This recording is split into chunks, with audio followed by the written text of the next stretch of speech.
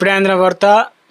Railway ప్రయాణికులకు సంబంధించి ముఖ్యంగా టికెట్ల పైన కొత్త రూల్స్ ఇక అమలు అంటూ లేటెస్ట్ అప్డేట్ అయితే వచ్చిందనమాట.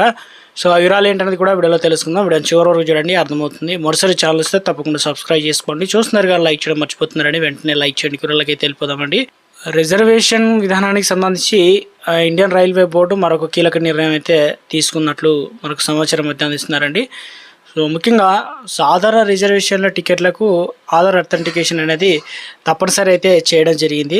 అయితే మొదటి 15 నిమిషాలే కేవలం ఆధార్ వెరిఫైడ్ యూజర్లకు మాత్రమే ఏఆర్సిటీ లేదా అధికారిక యాప్లో టికెట్ రిజర్వేషన్ చేసుకునేందుకైతే వెసులుబాటు అయితే ఇచ్చారు. మొత్తం 15 నిమిషాల్లో మాత్రం మొదటి సమయంలో.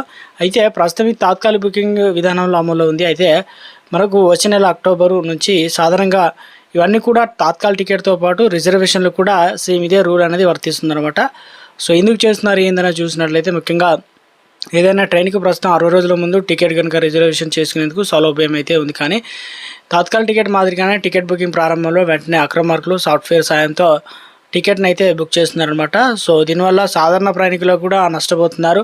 ఈ నేపథ్యంలో రిజర్వేషన్ టికెట్లు పక్కదో పట్టకుండా సామాన్య యూజర్లకు ఆ ప్రయోజనాలు అందాలన్న ఉద్దేశంతో ఈ నిర్ణయం తీసుకున్నట్లు రైల్వే బోర్డు అయితే నిర్ణయం తీసుకుందన్నమాట. దీనివల్ల యూజర్లకు బెనిఫిట్ అయితే ఉంటుంది. అదేవిధంగా రిజర్వేషన్లకు కొత్త మార్పులు అయితే చేస్తారనమాట.